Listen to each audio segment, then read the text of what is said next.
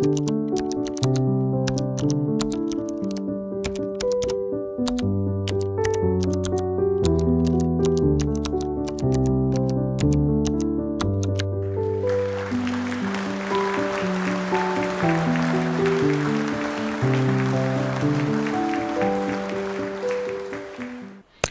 City readers, we've got a double treat for this month's Meet the Author with the husband and wife team, Cele and Lynn Seldon.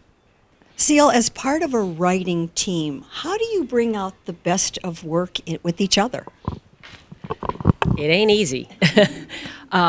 Basically, the way it works is one of us pitches the story to a publication, and whoever pitches the story and gets the assignment is the writer for that story. The other one of us edits the story, and that person goes through the final draft and makes their constructive criticisms on how the story could be improved, or if it's too lengthy, what to cut out, or just suggestions on how to tweak it, make it sound a little bit better. But generally speaking, each story, one of us is the writer, the other is the editor, and it's worked pretty well over the last 30 years, so I think we're going to stick with it. One other question about the writing. What inspires you? How do you, when you say you're picking your stories, where's that coming from? It's what we find along the way. As Charles Kuralt would say, it's kind of what's around the bend. We love to road trip, and oftentimes in your travels, you'll stumble upon something. You think you know where you're headed, an attraction that you've heard about, a restaurant that you've read about, and then you see something along the way that, oh, that looks interesting, and we'll pull off and we'll check it out. A lot of times, story ideas come to us just from the experiences on the road. Places that we stumble upon, towns that we stumble upon that are underrated. We were just in Bristol, Virginia, and Bristol, Tennessee. What an up-and-coming town, and a real strong history on the birth of country music. Who knew? It's just sometimes you got to get out there and experience it to be made aware of all the beauty around us. I think your book that you collaborated with, Vanishing Americana, is a great testament, and that took you a lot of places. Indeed. Oh, okay. So since we're still talking about the new book being added to your portfolios here, as you said, I've been very fortunate to read Carolina's Ring, and you pack so much into that book. Military history, family dynamics, especially with the brothers, the love story. And then it's all taking place in these beautiful settings you describe as a travel writer, I guess. Low country, you've got the upstate involved.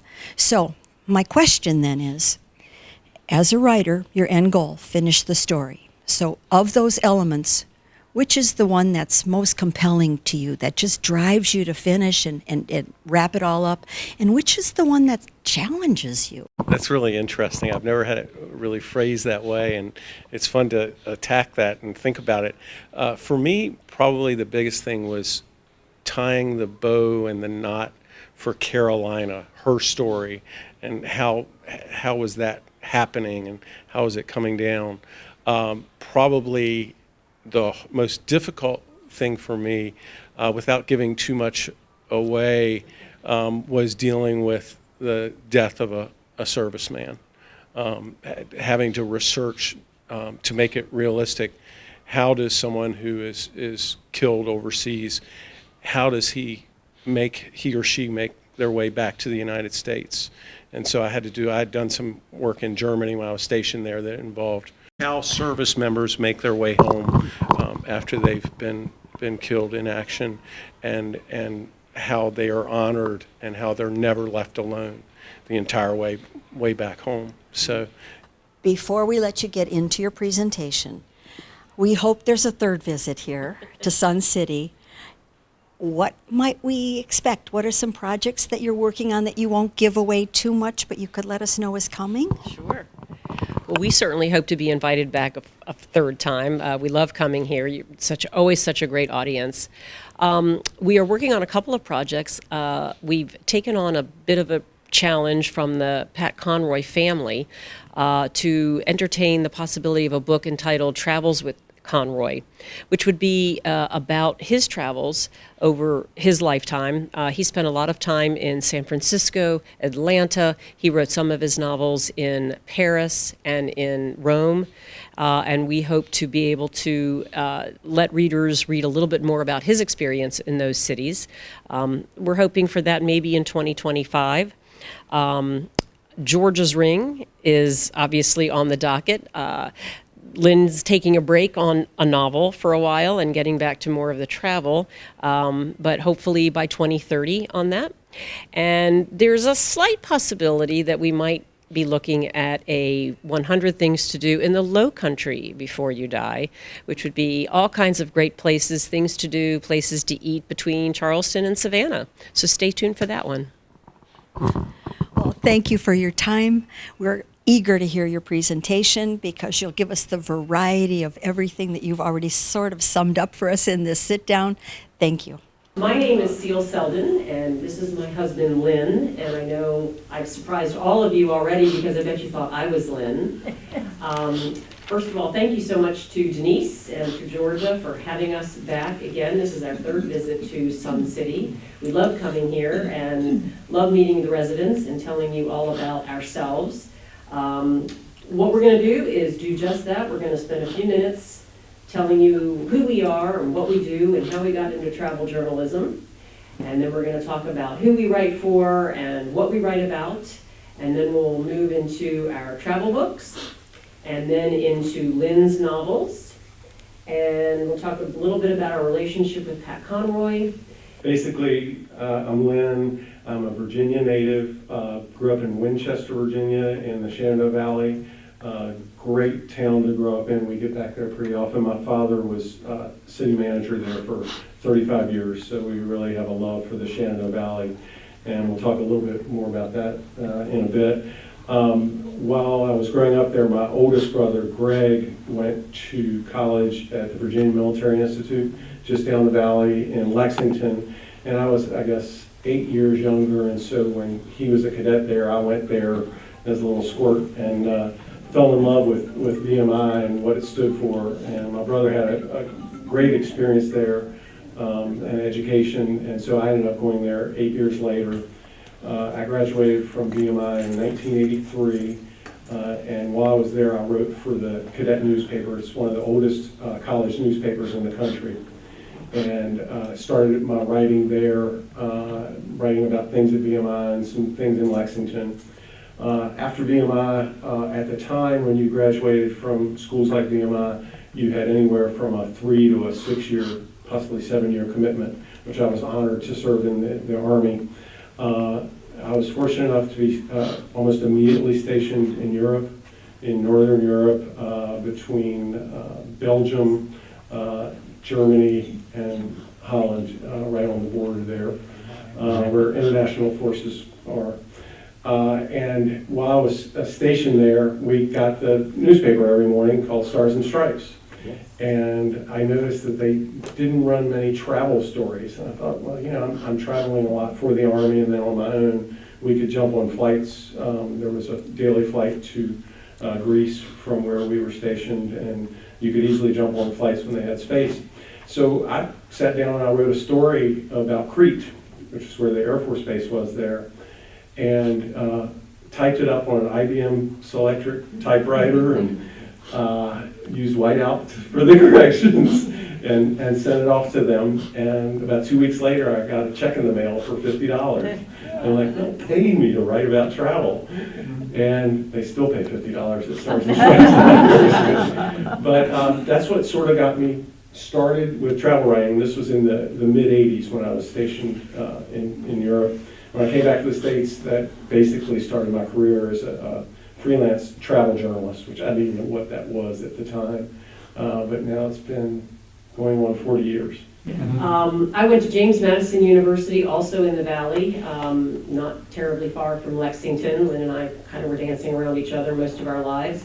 I studied marketing, and when I got out, I dabbled in a variety of things, but ended up landing in advertising sales for a cable operator in Richmond, Virginia, which at the time was a new thing, And we could sell ads on 4 channels, ESPN, Lifetime, CNN, and Headline News. And those were the only 4 cable channels. Can you imagine that?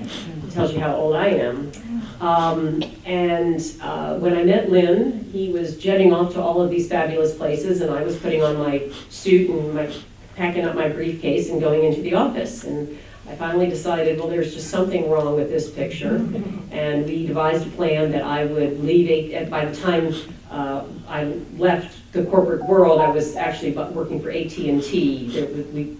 I was in advertising sales during that telecom gobble up period of time. Before I knew it, I was working for AT&T and was not cut out for the corporate world, so we came up with a business plan that I would work with him. And originally the plan was that I would market him to other publications for his writing, because marketing was my background. And over the years, that was it was 22 years ago, maybe 15 years ago, it morphed into me doing a lot of the research for his stories and a lot of the travel planning.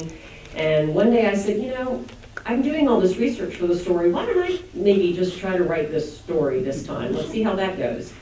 And it went okay, and he wasn't that critical. Took his red pen and made some changes, and now 15, 20 years later, we both do the writing. Georgia asked us a question earlier on an interview. Basically, the way it works is somebody pitches a story to a magazine.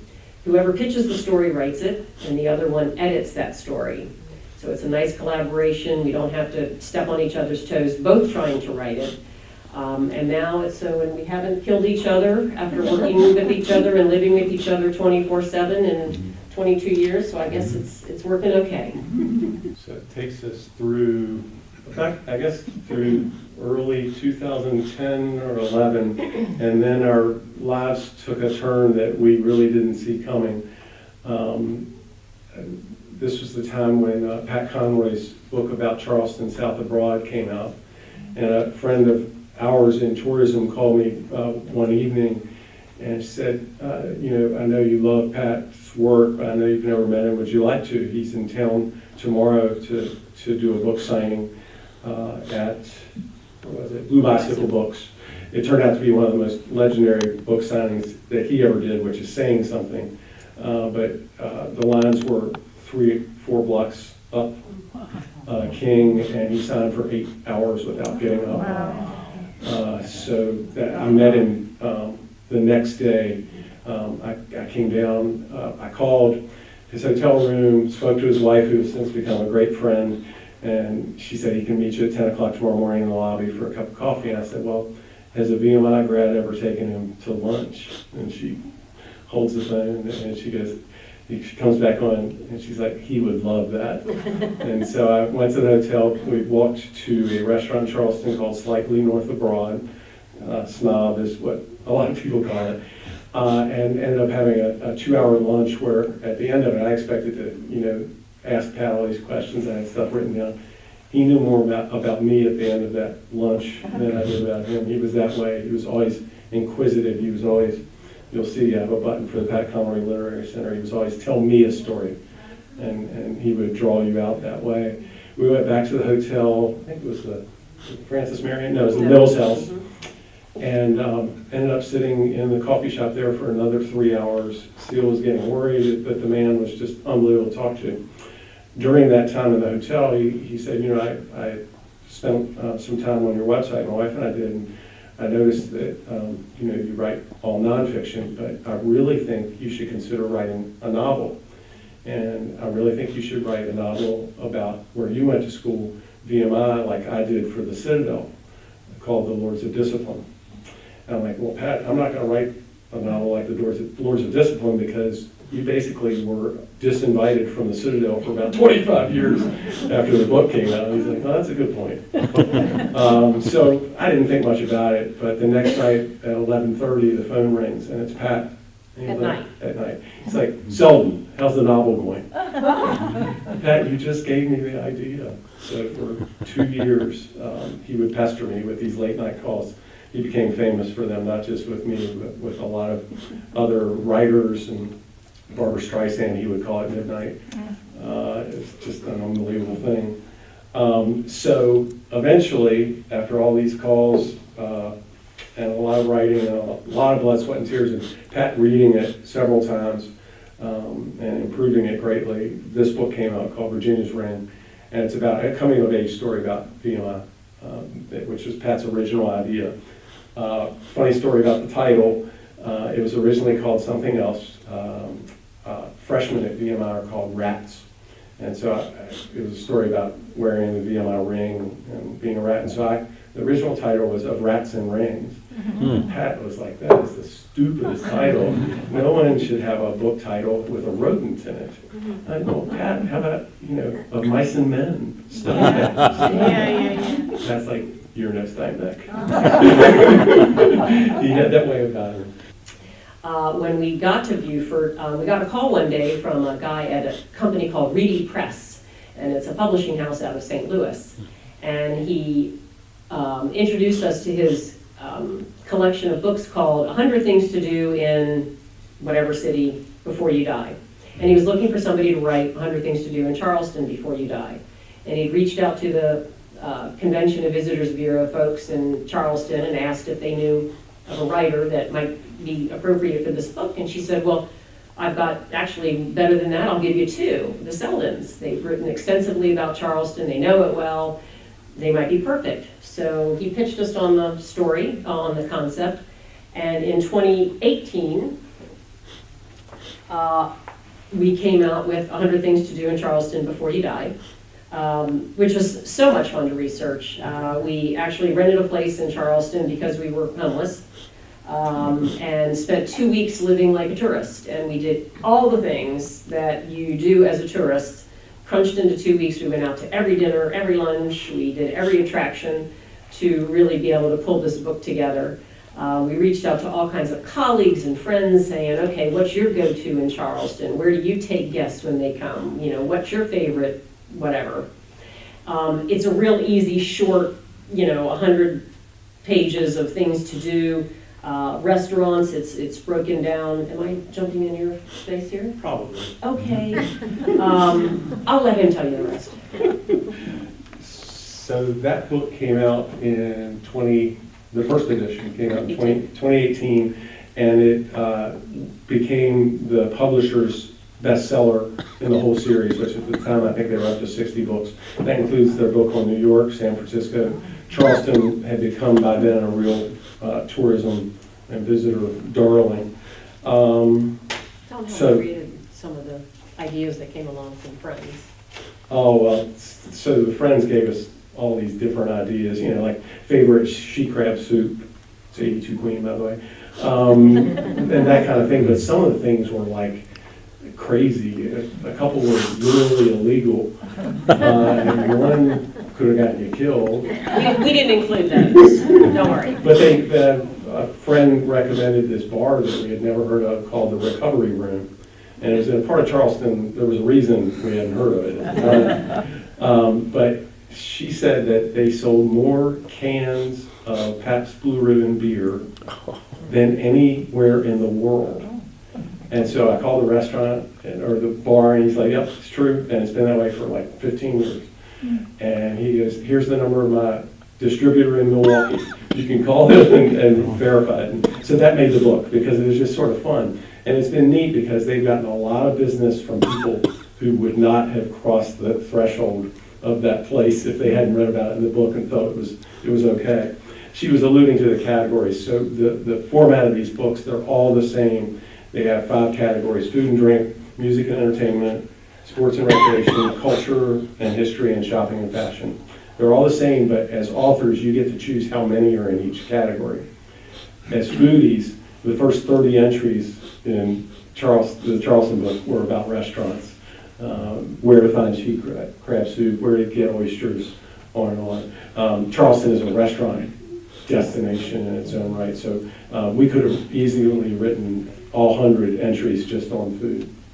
The publisher comes to us and asks us if we want to do a similar book for Savannah. And by now we were living in Beaufort, and it certainly was easy to do. We had spent quite a bit of time in Beaufort, very easy to get there. So we said, sure. Same time, they wanted us to update the Charleston book for a second edition. We said, sure. And we worked on both kind of the latter, throughout 2019. Both books came out on March 5th, 2020. Travel books. Before You Die became a whole new. Yeah. Travel books with the word "before you die" in it. So, needless to say, it was a ba-dum-bum, I mean, it was just a terrible time to come out with books, period. Travel books, needless to say. So, COVID, travel journalist, they don't really go well together. So, our careers kind of took off, nosedive, obviously. And we really weren't sure what we were going to do. Fortunately, in January of 2020, we had been, an attorney reached out to us from Statesville, North Carolina. He had written a book 7 years earlier called Our Vanishing Americana, a North Carolina Portrait. He was a photography hobbyist, and he had gone across the country, gone across the state, and shot all of these old general stores, hardware stores, service stations, barber shops, movie theaters, and put a beautiful coffee table book together that showed the pictures with text about those places. And he wanted to know, he had seen our work in South Carolina Living magazine and wanted to know if we'd be interested in doing the South Carolina version, which is what this turned into. At the time, in January, we thought, oh gosh, I don't know, it's gonna take a lot of work, it's gonna be a lot of travel, I don't know if we can fit it in, but I think we convinced each other to take on the project. Well, by March 5th, we were pretty darn glad we had taken that on, because that became our 2020 project. The book is beautiful. It's just filled with all kinds of fabulous photography of these just old classic places throughout the state. And then we wrote each introductory chapter, which talks about each of the categories, and we highlight about a half a dozen in each of these places that are run by 4th, 5th, 6th generations of people that have owned that hardware store since the early 1900s. All of these beautiful rural places, Main Street hardware stores and general stores and movie theaters, and it was just such a beautiful project to be able to work on when we couldn't go anywhere. We did most of the interviews by phone. We were sad that we couldn't go to see these places, but we've spent the last few years, whenever we're on back roads in South Carolina, being sure to stop by these places to see the stores. The people and the stories are fantastic. So we're really proud of this book. It's just kind of a beautiful thing that was a little out of our wheelhouse that we were really fortunate to have the opportunity to do. And, so that we worked on during the first year of COVID, and during that same period, I had been working on a follow-up novel, which would eventually be called Carolina's Ring, but I had really been struggling with it, and Pat's wife, Cassandra King, knew this, and we would talk about it, and the struggles I was having with plotting it, and what would Pat have done, kind of stuff. And one day we got a call from Pat's sister, who lives in Beaufort, and she said, I'm calling you for Cassandra because she wanted me to ask you for Pat, but we would like you to come back to Pat's office every day and start working on Carolina's Ring and get it done. And so this book was almost exclusively written in Pat's office, which overlooks Battery Creek in Beaufort, the classic Conroy setting. It was a daunting place to write. You're surrounded by more than 5,000 books.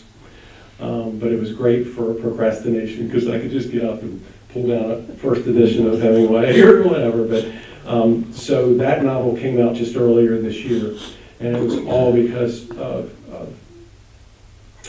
Pat's help, even though he wasn't with us anymore, and then Cassandra, his wife.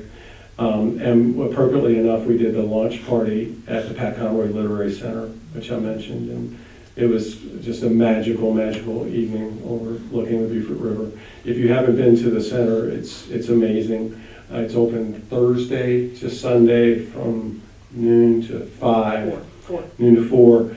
On Sundays, typically like 98% of the time, Pat's sister, Kathy, is one of the docents and does the tours. And she provides insight, that you can never get from anyone else. All the docents are great, but if you happen to go on a Sunday, it's very, very likely. And you don't have to do a tour. You can experience it at your own pace and your own timing, but the docents are there if you have any questions. Caroline's right. So Pat, I talked a little bit we talked with Georgia about, Pat really recommended that you write what you know. If you look at Pat's body of work, almost everything he wrote was really autobiographical. In some ways, the great Santini was his father. The Lords of Discipline was based on his experiences at the Citadel, The Water is Wide, the Fusky Island. So he was a big believer in writing what you know. In my case, what I know are destinations, and I know military school experiences. And so this book takes Virginia's Ring even further and involves the Citadel, as well as VMI, but it also involves places that we love. I like writing places as if they were characters.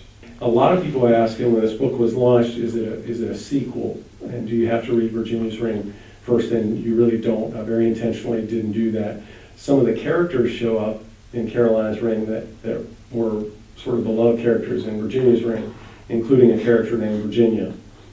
And so it maybe helps a little bit to have read that one first, but what we have found since this launched in February is that people are getting introduced to the novels through this one and then going back to that one.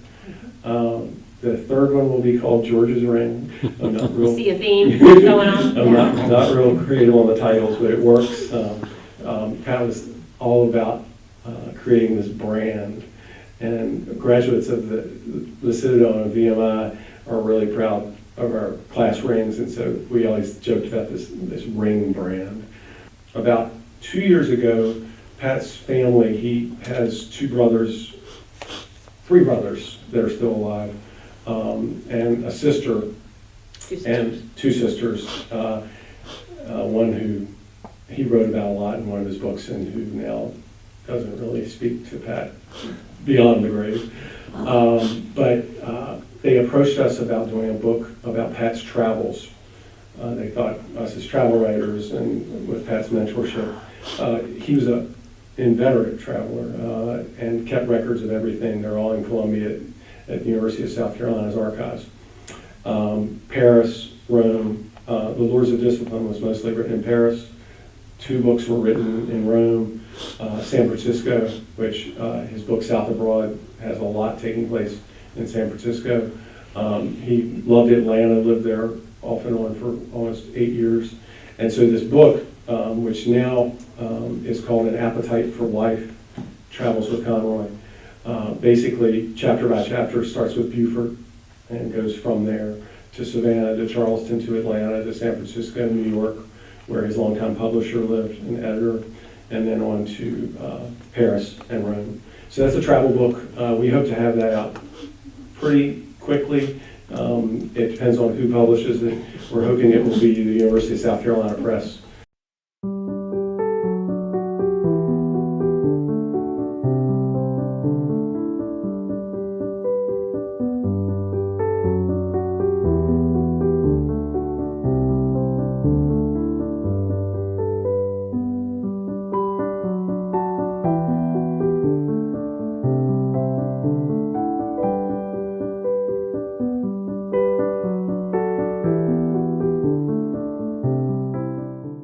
With the new studio and lots of new residents, Sun City TV invites you to join our crew. Our growing technology presence requires enthusiastic creative volunteers as camera persons, editors, script coordinators, reporters, audio and visual support staff. No previous TV experience needed.